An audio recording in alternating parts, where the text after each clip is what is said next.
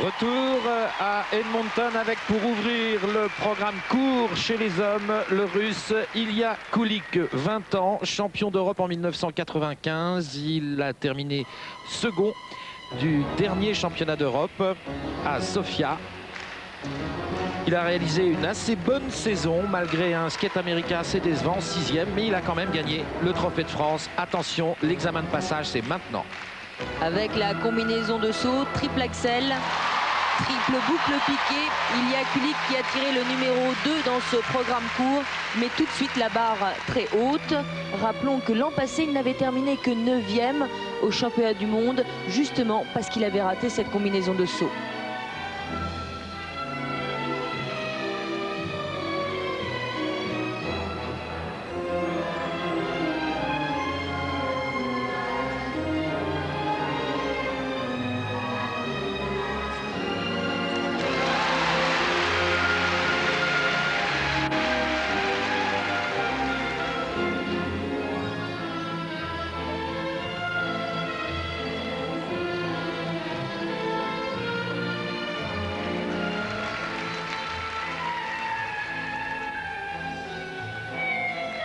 Une très jolie pirouette, changement de pied, changement de position.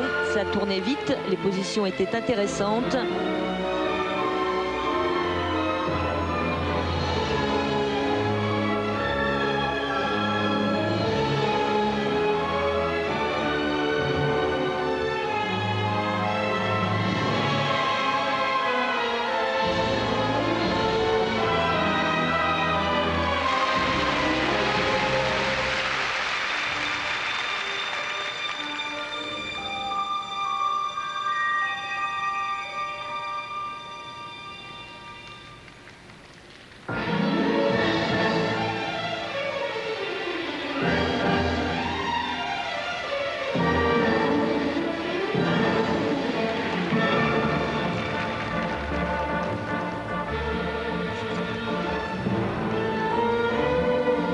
Et la dernière suite de petits pas en serpentine sur la musique de la famille Adams.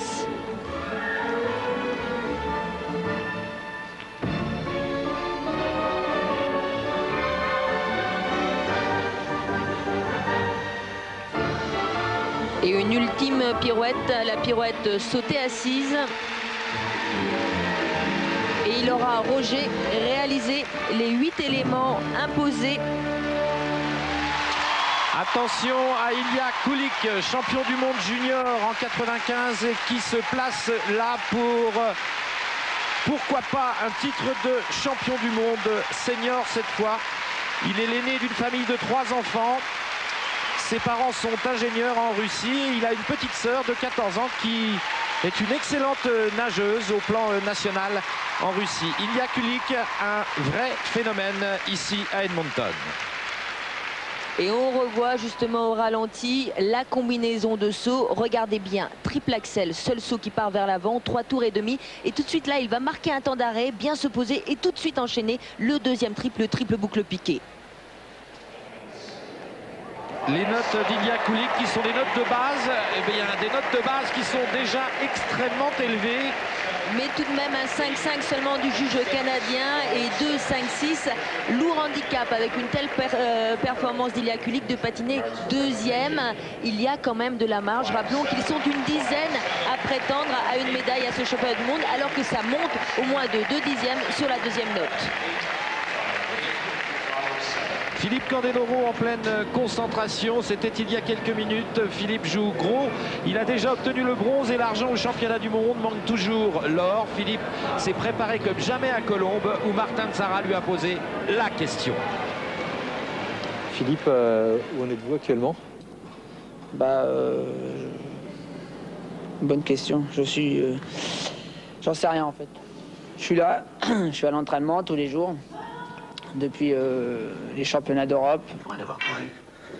Sur Europe 2, il n'est pas tout à fait dit. Je travaille tous les jours, ça se passe bien, de temps en temps bien, de temps en temps mal, je m'énerve un peu. Bon, ça c'est les aléas du sport. Je crois qu'en plus, 10 jours avant le championnat, c'est normal, on commence à se mettre aussi la pression. Une troisième.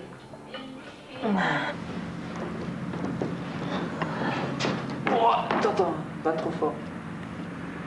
Plus. Stop, top, descends, descends. J'insiste surtout sur les combinaisons triple-triple. Donc, surtout sur le triple axel, triple piqué, puisque je voudrais que ça passe au moins sur le programme technique.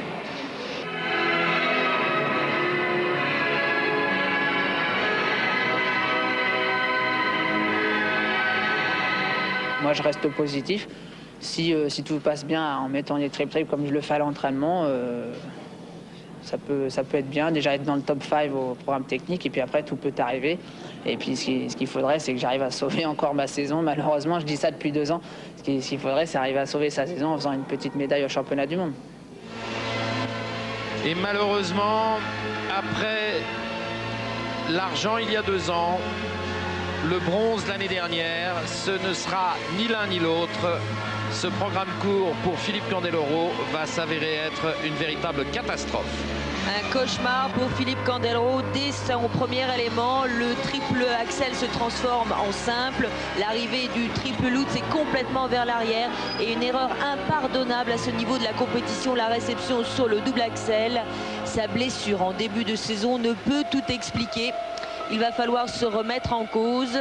Seulement 16e à l'issue de ce programme court. Philippe Candeloro qui n'est plus du tout dans la course. Énorme déception pour le numéro 1 français. Impossible de le rater. Sois lucide. Voilà. Tout seul, maman. Tout seul. Décide. Ok? C'est bien. Là, t'as le bon regard. Décide. Allez, Pépère. Allez, Pépère. Allez, Éric Millot. Éric Millot, 3e du Grand Prix de cette magnifique compétition que vous avez pu suivre sur TF1. Bien là aussi, on est tendu car c'est un véritable examen de passage, encore une fois, pour Éric, 26 ans. Rappelons qu'à Bercy, il avait réalisé un très joli programme court.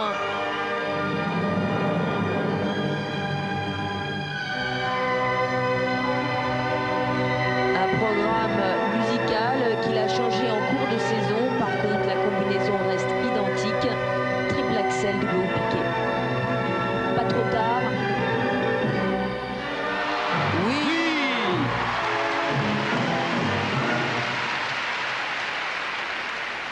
Alors soigner les 7 autres éléments. Annick, je crois, patiner et jouer peut-être sur la 2e note, la note de présentation. Annick, vous m'entendez, vous êtes en bord de piste.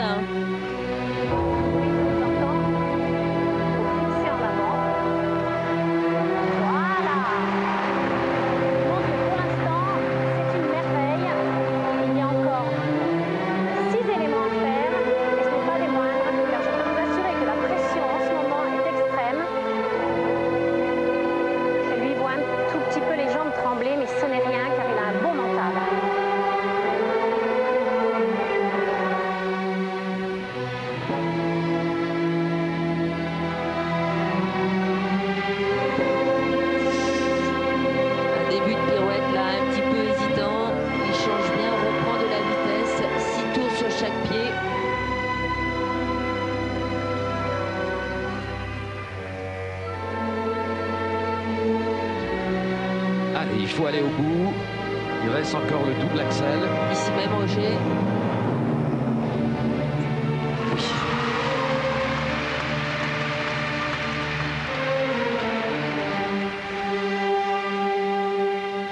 Oh.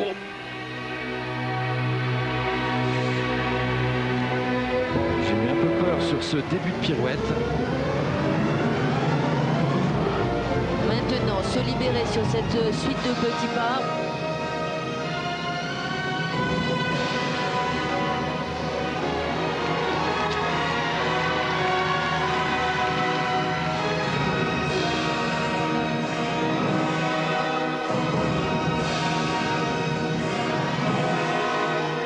C'était ici même à Bercy Oui, qu'il avait fait une toute petite erreur. Et bien là, il ne l'a pas faite. Et il a fini son programme. Bravo, mon petit Rico. Bravo, Éric. Ah, on est ravis pour ce patineur. Et Annick l'est tout autant. Formidable.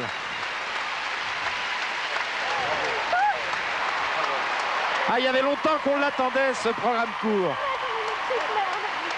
Parce que là, tout est possible maintenant et tout est permis à Eric. Y compris, pourquoi pas, un podium mondial. Ce serait fantastique.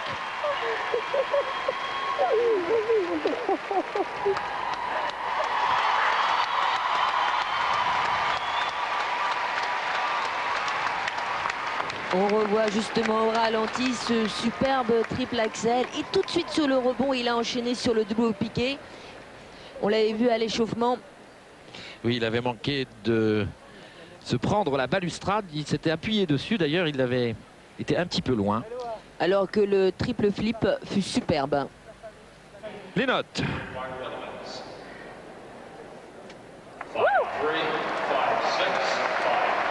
D'excellentes notes seulement du juge canadien, un 5-1. Pour le reste, ça tourne aux alentours de 5-4 avec un 5-6 du juge chinois. Et ça devrait monter normalement en artistique. C'est bien, c'est bien. Et Eric Millot est en deuxième position derrière Ilya Kulik dans ce programme court. On ne peut rien dire. Bravo. Fallait le faire. J'ai pas trop de jambes. Sur la glace, le champion olympique, le russe Alexei Ourmanov. Dans sa carrière, un podium mondial, 3 podiums européens, un titre olympique. Il lui manque un titre de champion du monde. Il a gagné cette année la finale du Grand Prix à Bercy. C'est un patineur extrêmement fiable, sans beaucoup de fantaisie, un patinage très classique, mais d'une très bonne qualité.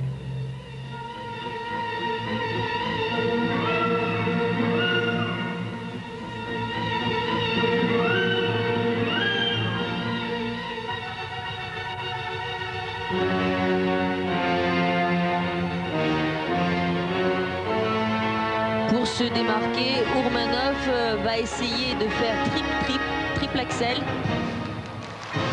Et il a assuré, il n'a fait qu'un double derrière. Donc Kulik est pour l'heure le seul patineur à avoir tenté triple.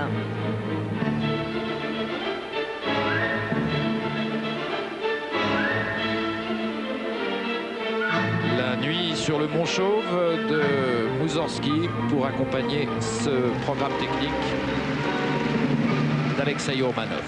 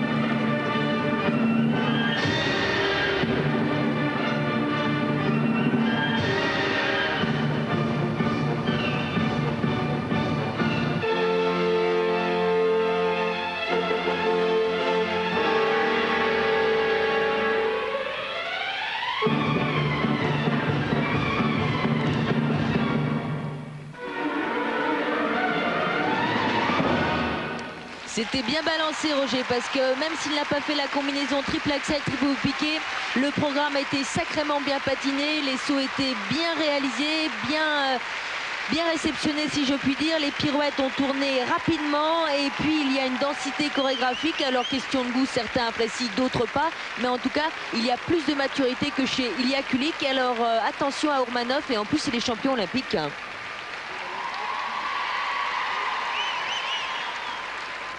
On revoit donc au ralenti le triple axel qui est monté très haut. Il a une grosse détente verticale, il ne se déplace pas beaucoup. Et là, il assure en ne faisant que le double boucle piqué.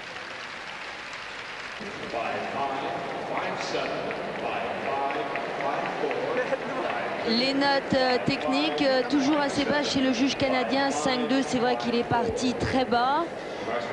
Alors que la note de présentation est supérieure à celle de Ilya Kulik. C'est assez partagé, mais finalement, il est deuxième derrière Kulik et devant Galindo et Millau. L'Américain Todd Eldredge, médaillé d'argent l'année dernière au championnat du monde à Birmingham, médaillé de bronze en 91. Un seul titre de champion du monde pour le moment, c'était en junior en 1988. Il a réalisé une très belle saison puisqu'il a gagné le skate américain. Il a terminé 3e de la Coupe des Nations à Gelsenkirchen. Lui aussi est un client sérieux pour le podium mondial.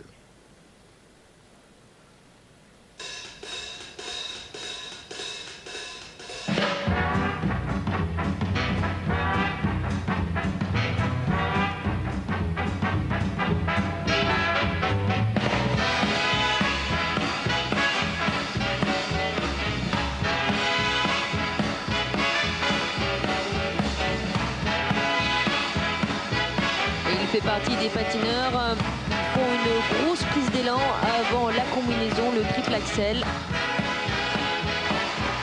Et triple boucle piqué, Roger. Des triples, c'est le deuxième. Après Ilya Kulik qui a réalisé cette combinaison.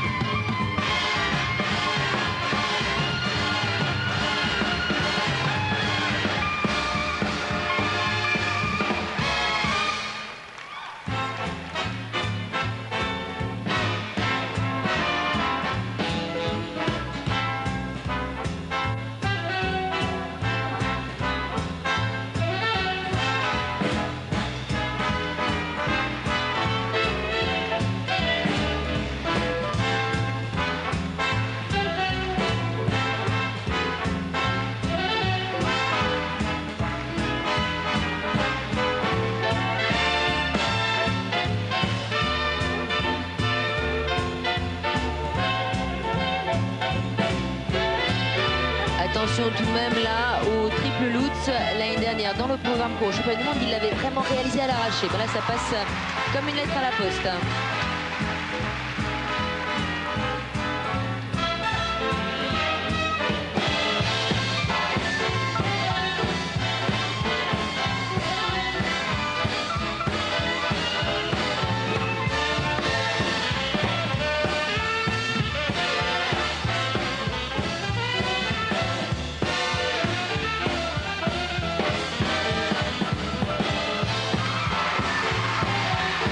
Et le double axel, impeccable pour terminer ce programme.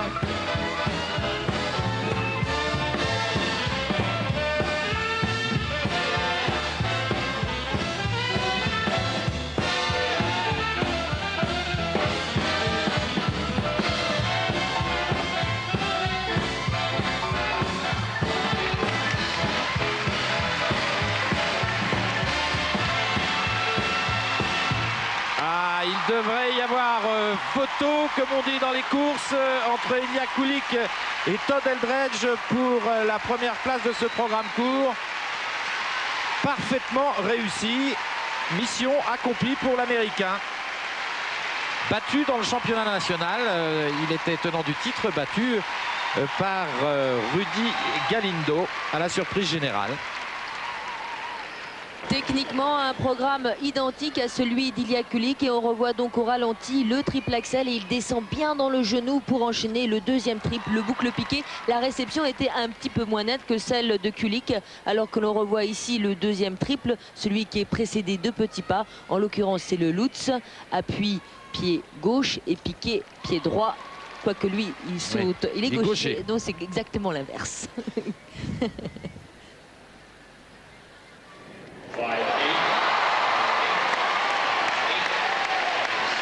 Des notes techniques avec une majorité de 5-8 alors que le juge autrichien lui donne que 5-5, alors que sur la deuxième note, eh bien, ça a plutôt tendance à baisser. C'est vrai que le style d'Eldredge ne fait pas l'unanimité, il est deuxième derrière Kulik. Ces acclamations sont destinées à Elvis Stojko, double champion du monde. Le fantastique public d'Edmonton lui adresse une première ovation et ça n'est pas terminé. J'espère, Roger, qu'il s'est bien préparé à justement affronter aussi ce public et cette attente. Certes, il a confié à Martin Zara qu'il n'est pas obligé de gagner, donc il s'est libéré de toute pression. Mais il va falloir le faire, ce programme court, devant 16 000 personnes. Ils l'attendent tous. C'est vrai qu'il a beaucoup travaillé. Il est puissant, régulier. Il a fait des entraînements exceptionnels. Normalement, ça devrait passer. Il débute avec le double axel, normalement.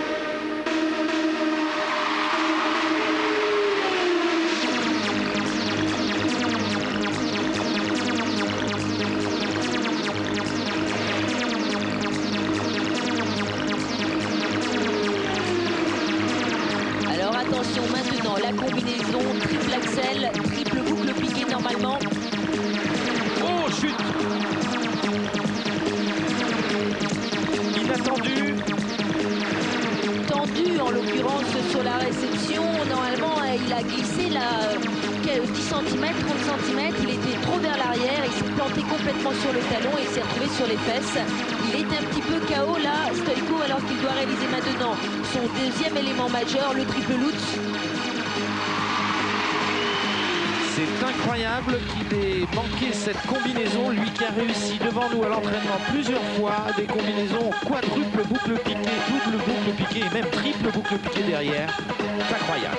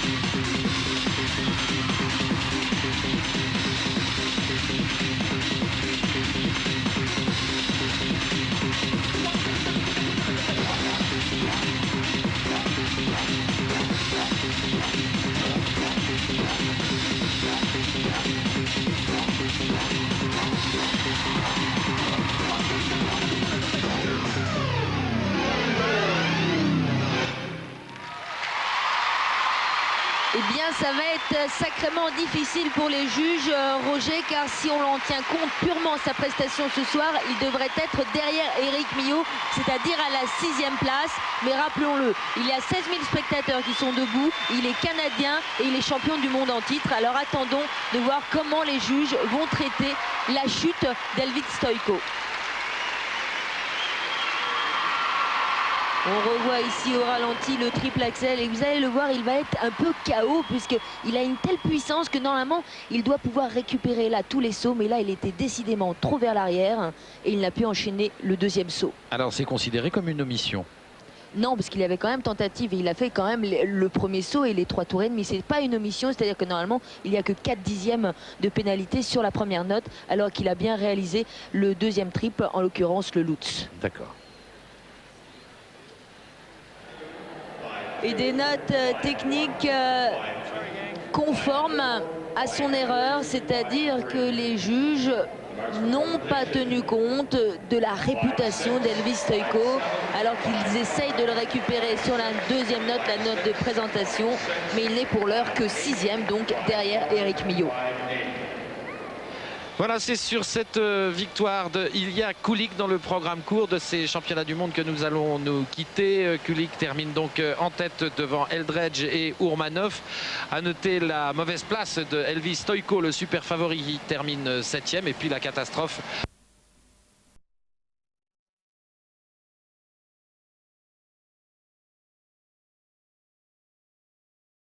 Le dernier groupe, alors son favori pour le titre mondial, les 4 premiers, Kulik, Eldredge, Ourmanov et Galindo, mais Eric Millot peut jouer les troubles fêtes et peut-être se glisser pour une médaille de bronze. Une chose est sûre, Stojko a d'ores et déjà perdu son titre mondial. On verra tout cela demain matin sur TF1 à 10h38 très précise, avec donc le programme libre homme, sans oublier le programme original de danse. Passez une bonne journée sur TF1. Au revoir. Au revoir.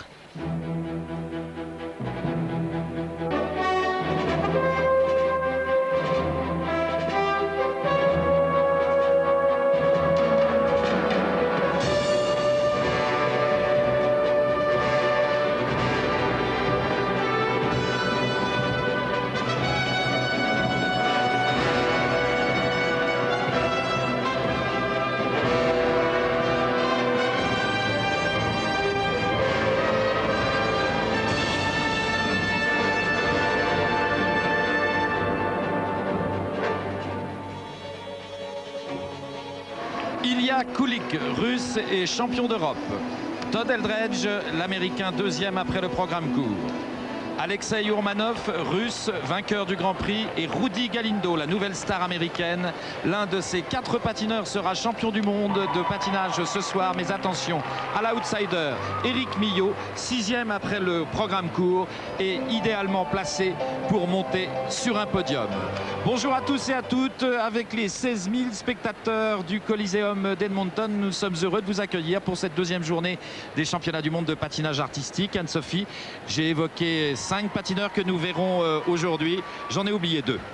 2 sont absents dans la course au titre. Il s'agit bien sûr du champion du monde, Elvis Stojko, qui a trébuché hier lors du programme court. Seulement 7e à l'issue du programme court. Il peut, s'il gagne l'épreuve finale de ce soir, peut-être remonter à la 3e place. Mais que dire de la grosse déception concernant Philippe Candeloro, seulement 16e à l'issue du programme court.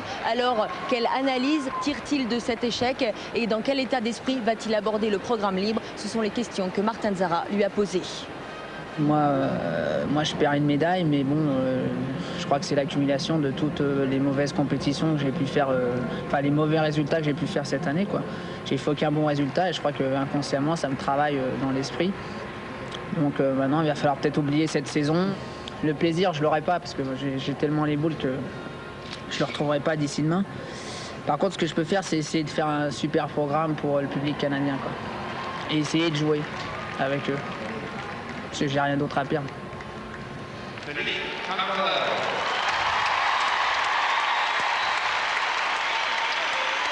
Ovation pour Philippe Candeloro. Hier, c'était les larmes aux yeux qu'il répondait à Martin Zara. Aujourd'hui, il souhaite, vous l'avez compris, faire plaisir au public, aux 16 000 spectateurs d'Edmonton qui vont sans doute apprécier le thème de Lucky Luke.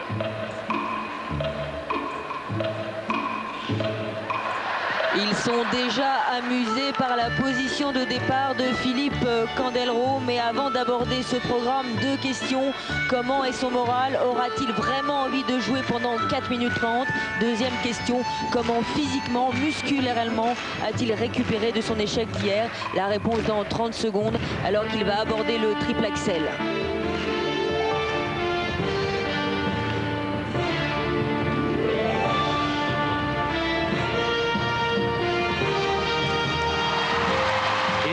Le piqué derrière, un petit peu sur la la pointe, mais ça passe. Ça doit lui redonner confiance, lui qui envisage de faire 7 triples sauts dans son programme.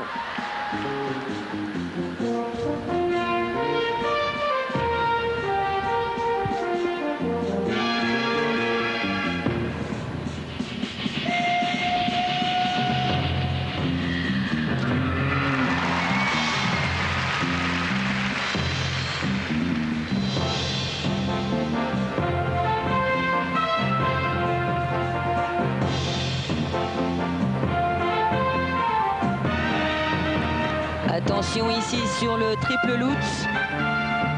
Impeccable, le boucle Lutz, l'Axel.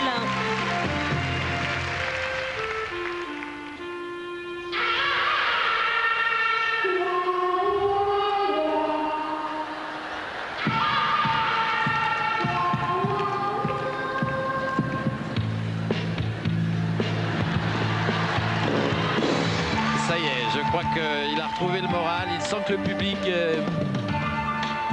est sensible à son humour et à sa chorégraphie humoristique.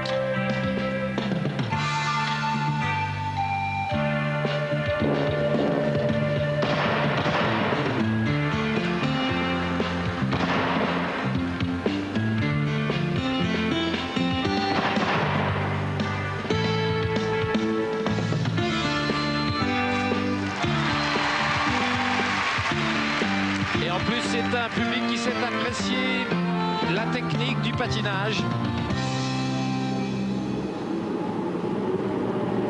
Attention au passage lent. Là, à mon avis aussi, le public canadien devrait être sensible à l'humour de Philippe.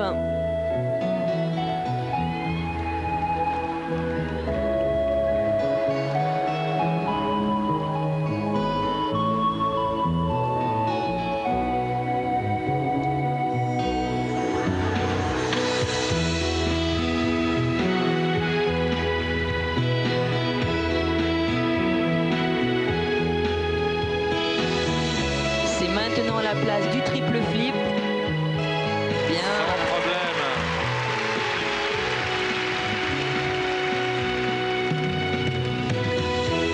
Peut-être maintenant la combinaison triple-triple.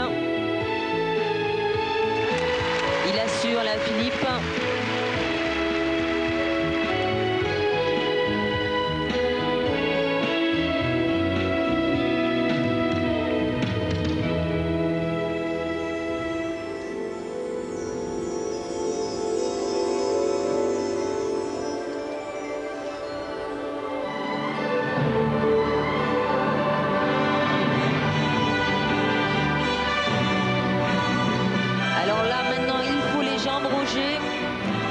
Si Philippe veut retenter ici un deuxième triple axel.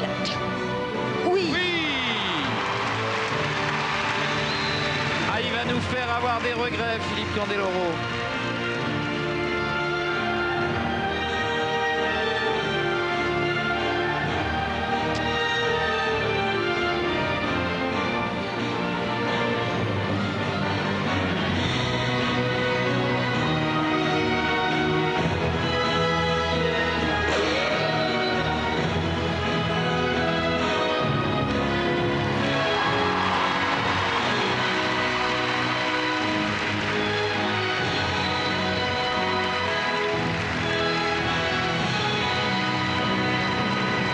Coup de frein sur l'arrière des patins, là aussi ça va plaire. Triomphe pour Philippe Candeloro. Les spectateurs, les 16 000 spectateurs se lèvent pour le Français qui doit avoir là une consolation. On va retrouver, je crois, Annick Gaillaguet en tant qu'entraîneur. Je crois qu'on peut être satisfait de la prestation de Philippe. Il fallait vraiment avoir une vraie capacité de réaction après la contre-performance d'hier. Vraiment, il faut être un très grand champion pour être capable de faire un tel programme long. Alors qu'il y a une déception. Ce programme court, c'est un petit peu comme une guillotine. On n'a pas le droit de le rater, sinon on passe trop tôt dans le classement. Et c'est ce qui est arrivé. Philippe passe très très tôt et c'est difficile de se motiver. Il a réussi, c'est la preuve d'un grand champion. 2 triple axel, un programme sans faute avec un triple de chaque. C'est vraiment fantastique. Je crois, Annick, que c'est seulement pour la deuxième fois de sa carrière que Philippe arrive à enchaîner 2 triple axel dans un programme. On va revoir ici l'un des 2 triple axel justement réussis. C'est le premier, pardon. Le premier avec, En fait, il a réussi un petit peu les 2 de la même façon en ayant une réception un petit peu sur la pointe vers l'avant. Au total, 6 triple sauts réussis, 2 triple axel. Il ne manquait, si on oublie le contexte très particulier dans lequel il s'est produit ce soir, il lui manquait pour espérer, s'il avait été placé, une médaille, une combinaison triple-triple. Un seul 5-3 qui est là un petit peu sévère du juge autrichien. Sinon, les notes sont assez basses car il patine très tôt et qu'il reste encore une dizaine de très bons patineurs. Là aussi en présentation des notes basses, qui le place quand même en tête provisoirement du classement, mais on sait bien qu'il ne montera pas sur le podium. On va justement retrouver Philippe dans notre studio. À mon avis, Philippe, les 16 000 spectateurs ont dû vous faciliter, vous aider à réaliser finalement le meilleur programme de votre saison. Bah ouais, je dirais que c'est un sans faute, donc c'est une bonne réussite, à part qu'il manquait évidemment un triple axel, triple piqué à l'intérieur du programme, ce qui fait que le travail que j'ai fourni jusqu'à maintenant n'a pas encore payé, mais vu ce qu'on a vu aujourd'hui dans le programme, je crois que c'était un plus et il fallait le faire, surtout dans les conditions dans lesquelles j'étais, puisque j'étais complètement à plat depuis hier soir.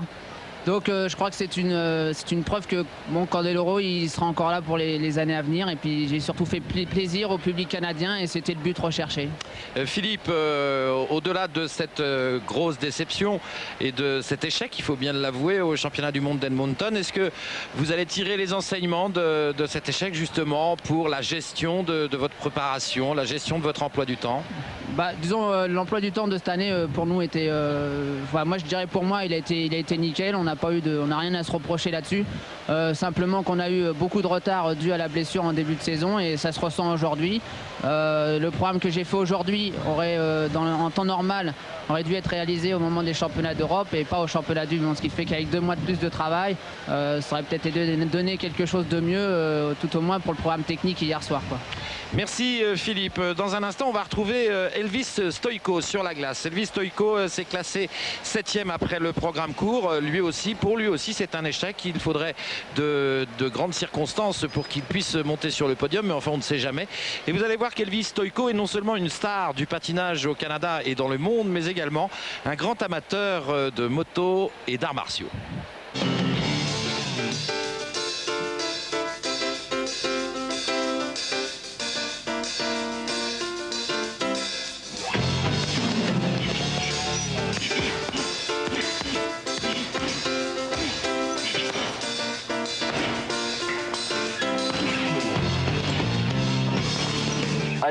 J'ai commencé les arts martiaux à 10 ans et j'ai eu ma ceinture noire à 16.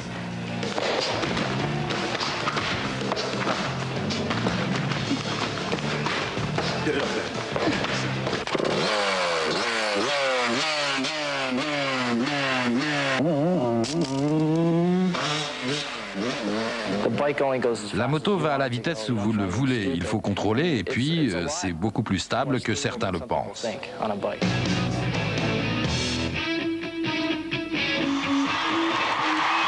Cette ovation que vous entendez, c'est pour Elvis Stojko. Nous vous l'avons dit, il faudrait un concours de circonstances assez incroyable pour qu'il puisse monter sur le podium. Mais sait-on jamais avec ce garçon, 7e après le programme court et qui aura 24 ans demain. Là, il peut tout se permettre, y compris de placer un quadruple saut et peut-être, pourquoi pas 2. Il a repris son ancienne chorégraphie, Christophe Colomb, après avoir tenté le dernier des Mohicans début de saison. Et c'est un magnifique programme.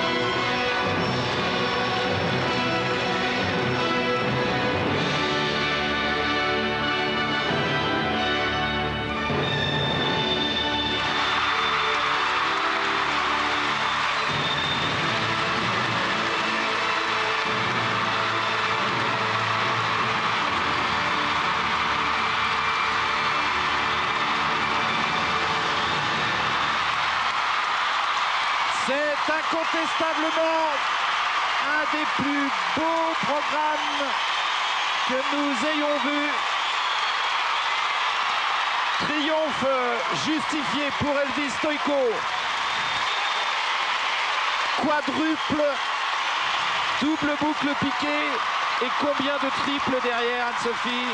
6 triples sauts au total, un seul triple tourné en double rotation, le salto. Ce fut le programme quasiment parfait pour Elvis Stojko. Il y a une ovation absolument, une ambiance absolument exceptionnelle. Les gens sont totalement émus. En fait, c'est le programme qui aurait dû lui permettre de devenir champion du monde. Il va probablement, incontestablement gagner le programme libre ce soir. Maintenant, mathématiquement, il doit profiter éventuellement des erreurs des autres concurrents pour envisager au mieux l'argent et peut-être le bronze. Mais quel programme! Ah, quel magnifique athlète, quel grand champion! Il est allé chercher tout ce qu'il avait dans le ventre. Et regardez. C'est le quadruple boucle piquée. 4 tours, 1 tour, 2 tours, 3 tours. Et le 4e à l'arraché alors qu'il enchaîne tout de suite ici avec un double boucle piquée. Alors les notes, Anne-Sophie. Peut-on imaginer quelques 6? Écoutez, il n'y avait qu'une seule erreur. Alors, c'est le double salto à la place du triple. Mais les juges, emportés par l'enthousiasme du public et vu la prestation athlétique et surtout la réaction qu'il a eue par rapport à hier où il a chuté sur le triple axel qu'il a quand même fait par 2 fois ce soir, on peut penser que les juges vont lâcher peut-être un petit 6-0, mais je ne crois pas à mon avis. Des 5-9, 5-9, 5-9, 1, 2, 3, 4, 5, 8, pas un 6. Non, car peut-être que les juges auront besoin du 6 pour attribuer le titre mondial.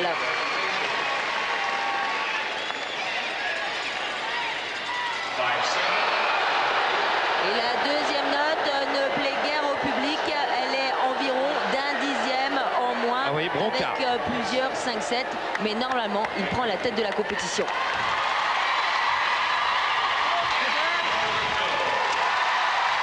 Ce patineur américain au faux air de Prince s'appelle Rudy Galindo et il a une histoire étonnante puisqu'il a déjà terminé 5e d'un championnat du monde. C'était en 1990 et c'était en couple avec Christy Yamaguchi. Elle l'a quitté ensuite pour patiner en individuel, est devenue championne olympique à Albertville et 2 fois championne du monde. Vous allez voir, c'est un garçon étonnant, champion des États-Unis, 26 ans, 4e après le programme court.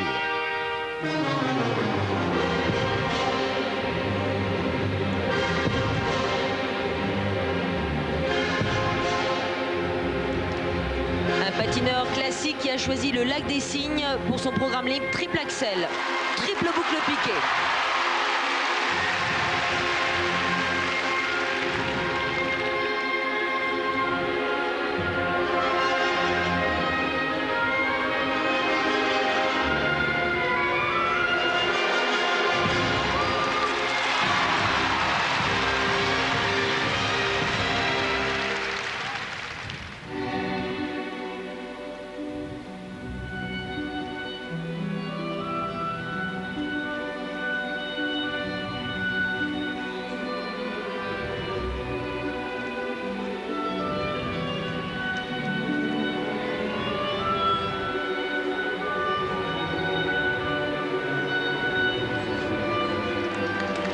Il a les sauts, il a la souplesse et les pirouettes.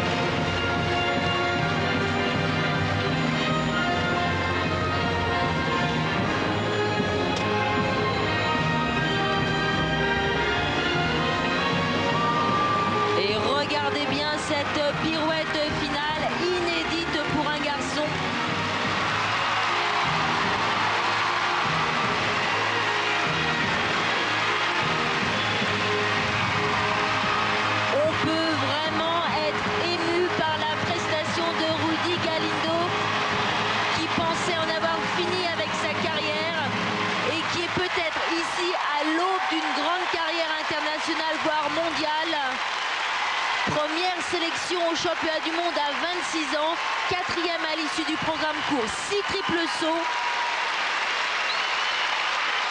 et dont 2 combinaisons triple axel, triple boucle piqué, triple lutz, triple boucle piqué. Incroyable prestation de Rudy Galindo qui est dans la lignée de John Curry, ce merveilleux patineur qui fut champion olympique en 1976 à Innsbruck. Oui, car il faut rappeler que Galindo, depuis pratiquement 1990, depuis qu'il ne patine plus avec Kristi Yamaguchi, depuis qu'il patine en individuel, n'a pratiquement pas obtenu un bon résultat international. C'est une révélation au championnat du monde, au championnat des États-Unis, pardon, cette année à San José. Chez lui, il a voulu offrir une belle prestation à sa mère pour finir sa carrière. Et puis, il est devenu champion des États-Unis. Il a décidé, bien entendu, de continuer et d'aller au championnat du monde. Et voilà le résultat. C'est un garçon un peu hors norme qui assume, il faut le dire, son homosexualité, il le dit.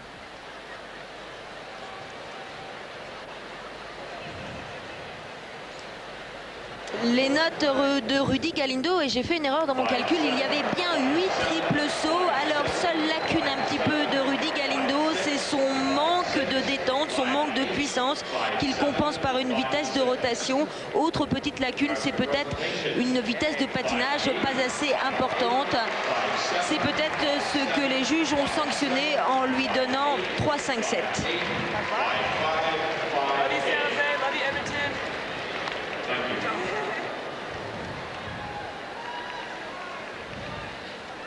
Un podium mondial, 3 podiums européens et un titre olympique. C'est le champion olympique en titre, Alexei Ourmanov, 23 ans, 3e après le programme court.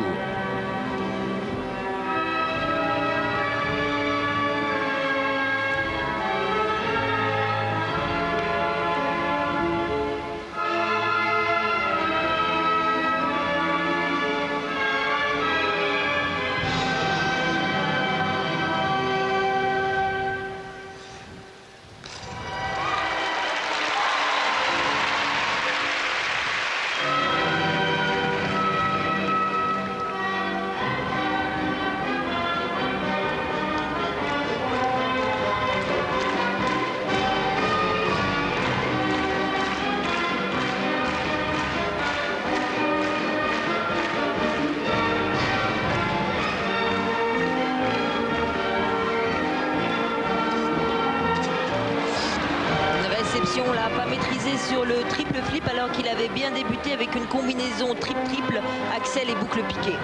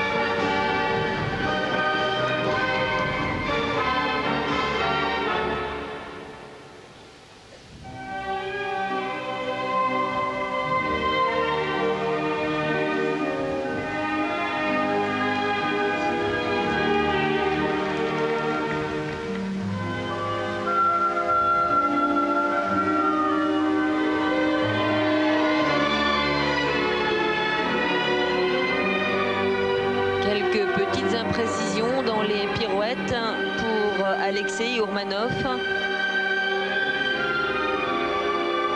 alors qu'il a réalisé pour l'heure 4 triples sauts.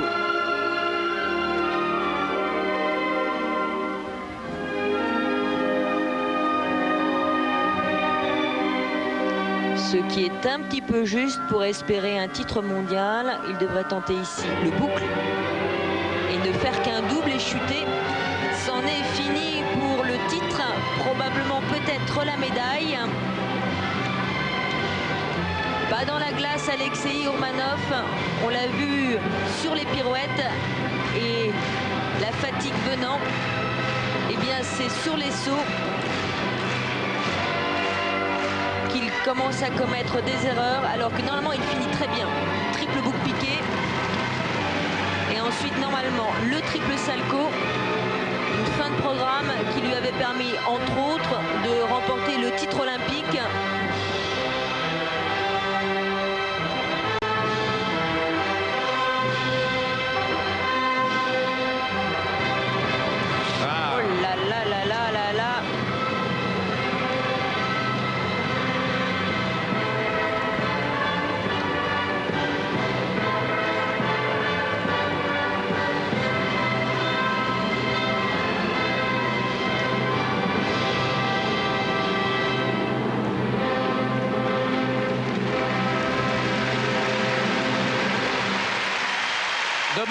Dommage pour Alexei Ourmanov. La moindre erreur ne pardonne pas ici à Edmonton. Et il vient de perdre toute chance d'être champion du monde. Il avait pourtant fort bien débuté ce programme avec une combinaison triple axel enchaînée avec le triple boucle piqué. La suite fut nettement moins bonne. Voilà des notes qui placent Ourmanov en 3e position pour le moment. Dans un instant, nous allons retrouver sur la glace Éric Millot et nous verrons auparavant comment il s'est préparé cet été à Orsières-Merlette. A tout de suite. Avec Evian, toute la pureté du patinage.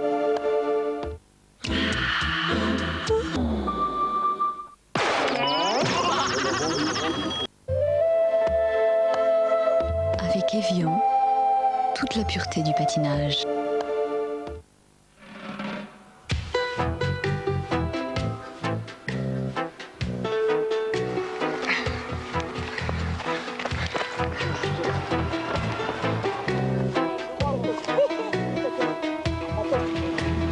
Celui qui arrive pas au bout, c'est le cheval, le cow-boy.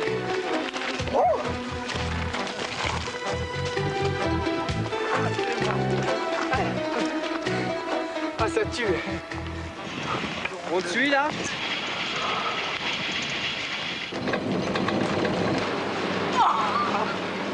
Oh l'horreur! On a pris la foudre à 2 mètres. Oh la vache. Oh, c'est bien marrant. Voilà, comme tu sais faire. Positif. Ok? Dis-le. Positif. Voilà. Voilà, il l'a dit, positif Éric Millot sur la glace d'Edmonton.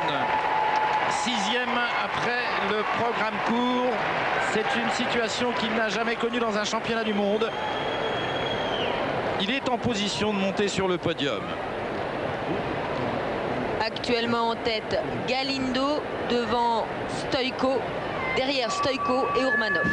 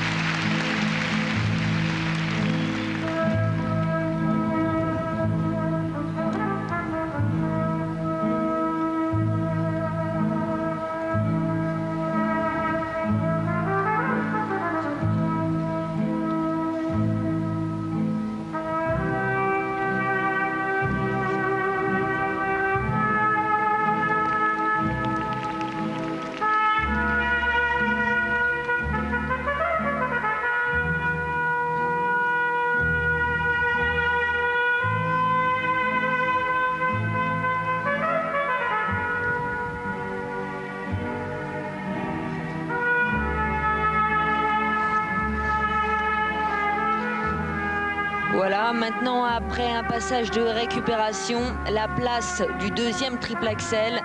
Et celui-ci doit passer si on veut remporter une médaille. Une main. Putain, il était là. C'est bien, allez. Annick, Allez, Eric. Annick, vous m'entendez? Oui, je vous entends très bien. Un petit peu en dedans, là. Il faut qu'il se libère totalement, je crois, Eric. Ça vient, ça vient. Je sais qu'il va se libérer maintenant. C'est bon, c'est bon. Allez, positif. Allez, Eric, c'est à toi. Allez.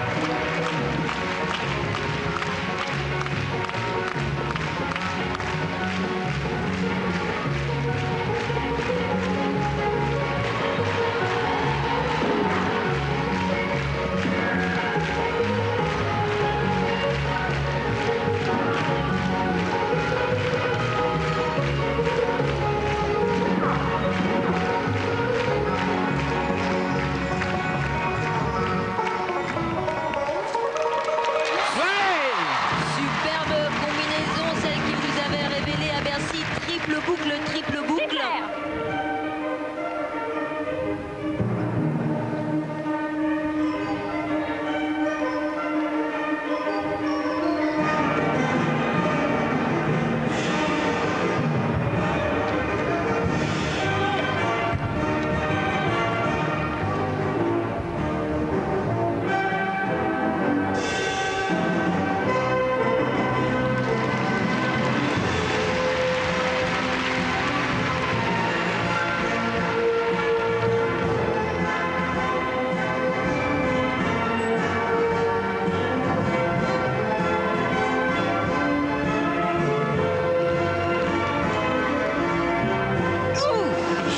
C'est ce qu'il ne fallait pas faire, cette chute sur le triple salco.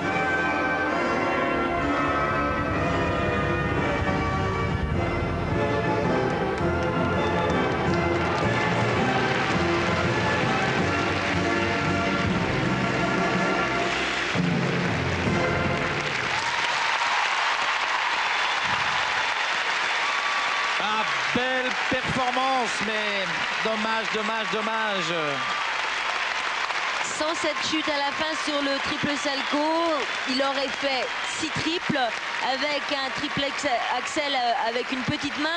Ça aurait pu passer parce qu'il avait cette très jolie combinaison triple boucle, mais là une chute. Rappelons le classement: Galindo, Stoïko, Ourmanov. Il devrait peut-être batailler avec Ourmanov, mais rappelons que derrière il y a encore Eldredge, Kulik de Serio Client. On revoit donc au ralenti cette très jolie combinaison triple boucle et tout de suite sur le rebond il enchaîne une deuxième triple rotation. Et oui, la chute sur le triple salco lui coûte cher. Seulement des 5-4 et un 5-1 du juge autrichien, un 5-3 du Canadien. Ça devrait monter sur la deuxième note, la note de présentation, mais ça ne peut suffire. Eric est actuellement au 5e, derrière Galindo, Stoïko, Ourmanov et Zagoroniuk.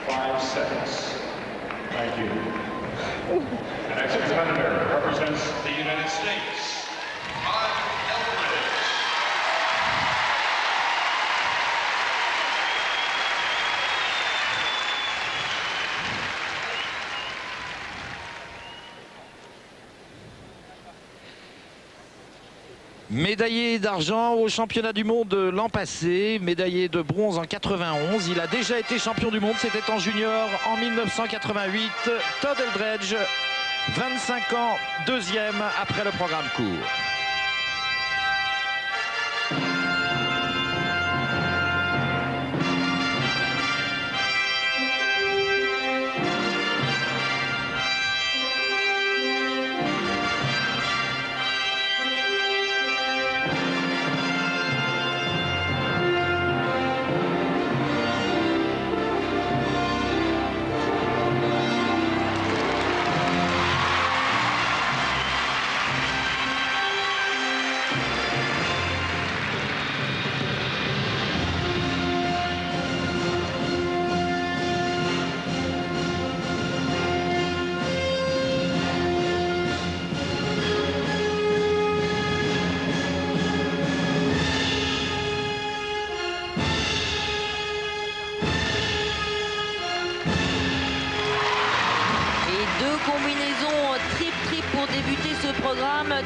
axel, triple boucle piqué, triple flip, triple boucle piqué, exactement comme Rudy Galindo.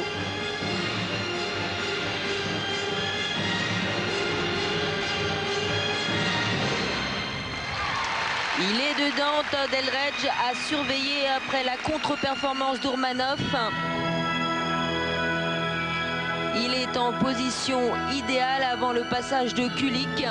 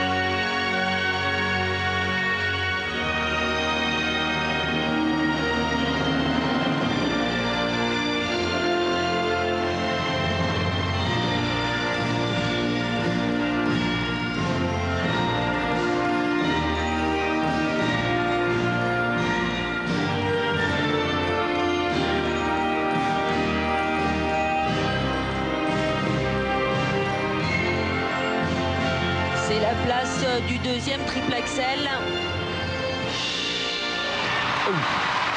Sans problème. Un triple axel décolle. Une technique impeccable ce soir pour Todd Eldredge. Toutes les réceptions sont maîtrisées. Une grosse amplitude.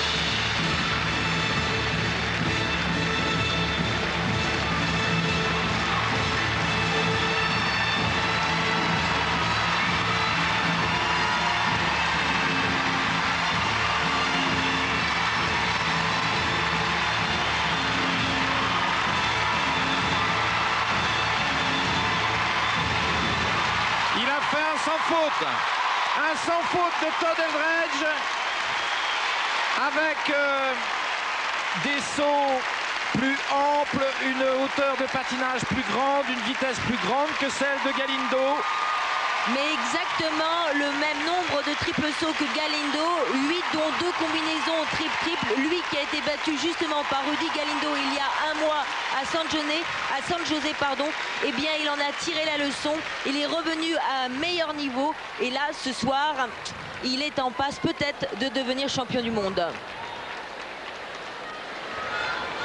Le premier triple axel, formidable d'amplitude, et tout de suite enchaîné avec un deuxième triple boucle piqué.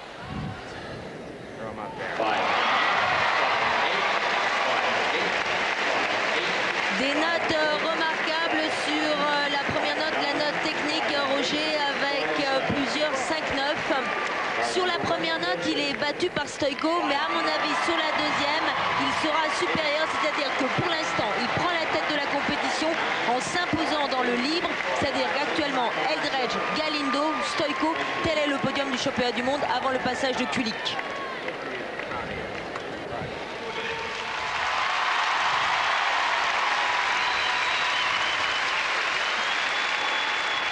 Ce Russe de 20 ans, Ilya Kulik, pourrait peut-être être le premier patineur de l'histoire à avoir été champion du monde junior une année et champion du monde senior l'année suivante.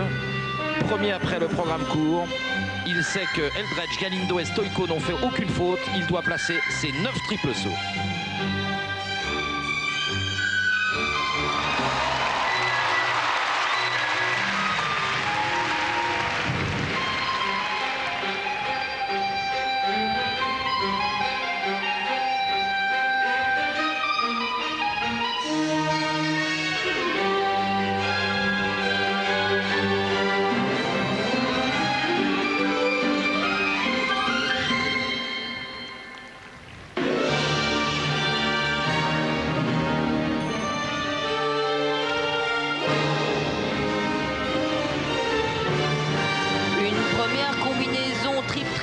Et le boucle piqué, la deuxième peut-être maintenant le flip enchaîné.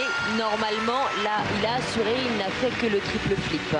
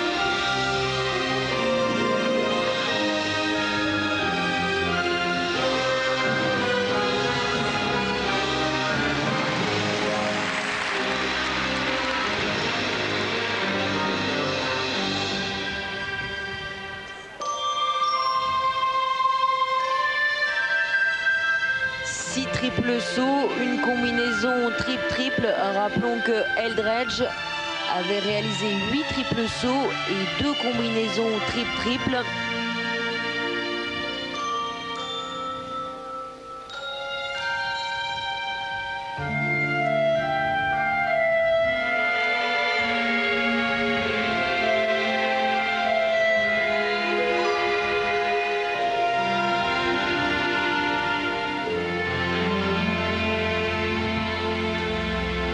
C'est probablement ici, après cette arabesque,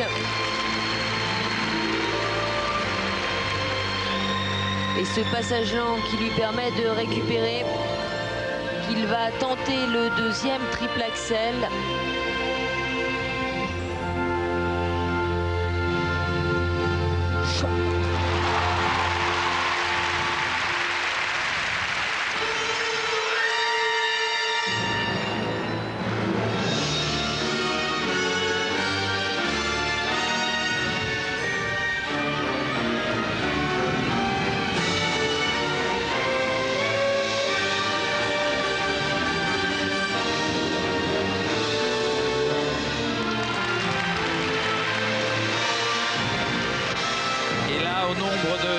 On s'approche de la performance d'Eldredge. On est exactement au même niveau qu'Eldredge, 8 triples sauts. Eldredge avait fait 2 combinaisons triple-triple. C'est la seule différence, mais il y a peut-être chez Kulik plus de panache que chez Eldredge. Et quelle performance pour ce garçon, rappelons-le, qui n'a que 19 ans. Entraîné par Kudryavtsev. Annick, quelle soirée, quel niveau technique. 3 patineurs capables de réaliser 8 vu ça au championnat du monde. Hein. Non, vraiment, j'ai jamais vu ça. C'est impensable. Comment départager ces patineurs? Je pense qu'Ilya Kulik a tout de même le plus de qualité dans la même personne. Il a à la fois la vitesse d'Eldredge, la finesse technique de Galindo, tout ça réuni dans un même programme avec une intensité artistique fantastique. Je pense qu'il devrait remporter la compétition. Chaque saut était parfaitement exécuté, fin, léger, techniquement parfait. Il n'a pas du tout eu de faille au niveau de la condition physique. C'était merveilleux du début à la fin, il n'y a rien à dire. Mais c'est vrai que sur les suivants non plus, il n'y a rien à dire. Peut-être un tout petit peu plus de qualité technique chez lui. Et plus d'amplitude, on le voit ici sur ce triple axel, triple boucle piqué.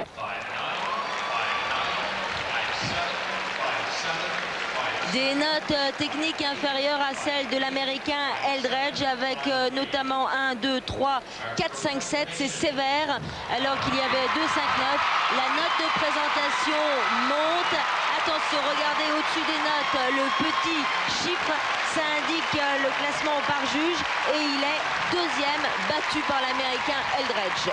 Todd Eldredge est donc champion du monde devant Ilya Kulik. Et en troisième position, Rudy Galindo, 2 Américains et un Russe. Et en quatrième position, Elvis Stojko, le Canadien qui manque la dernière marche du podium. Alors que Eric Millot finit 7e et que Philippe Candelro effectue une remarquable remontée. Il termine à la 9e place.